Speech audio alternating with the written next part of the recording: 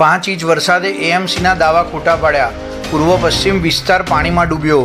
રામોલ ઓઢવમાં ગટરના પાણી બેક મારતા લોકો પરેશાન. નિકોલ રિંગ રોડ પર ટ્રાફિક જામ. મેઘરાજાએ અમદાવાદને ગમરોળ્યું. જ્યાં જુઓ ત્યાં પાણી. 24 કલાકમાં 3.7 ઇંચ વરસાદ. સિઝનનો સરેરાશ 70% વરસાદ. સાબરમતી નદીમાં પાણી છોડતા જિલ્લાના ગામોને એલર્ટ કરાયા.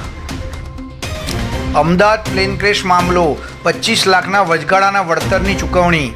એર ઇન્ડિયાએ 229માંથી 147 પીડિત પરિવાર અને 19 ઘટના સ્થળે જીવ ગુમાવનાર પરિવારોને સહાય પૂરી પાડી. ગિલ, સુંદર અને જાડેજાની સદી અને રાહુલના 90 રનની મદદથી ભારત ઇંગ્લેન્ડ સામેની ચોથી ટેસ્ટ ડ્રોમાં કાઢવામાં સફળ. સુંદર અને જાડેજા બંને અંત સુધી લડત આપતા 4 વિકેટે 425 રન બનાવ્યા બાદ મેચ ડ્રો જાહેર કરાઈ. રાજ ઠાકરે 13 વર્ષ બાદ ઉદ્ધવના ઘર માતોશ્રી ગયા. ભાઈ ઉદ્ધવને ભેટી પડ્યા. બુકે આપીને જન્મદિવસની શુભેચ્છા પાઠવી. મહારાષ્ટ્રમાં રાજકારણના હલચલ તેજ.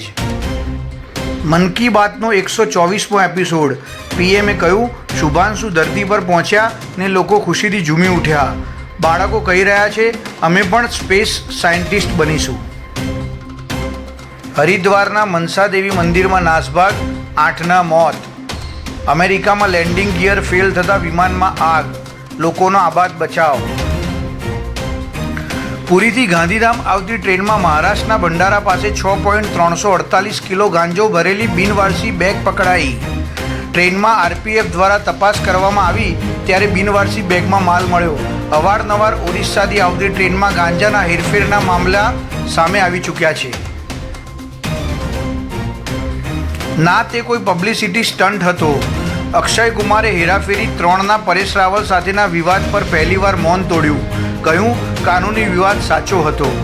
બ્યુરો રિપોર્ટ, દિવ્ય બ્રહ્માસ્ત્ર ન્યૂઝ.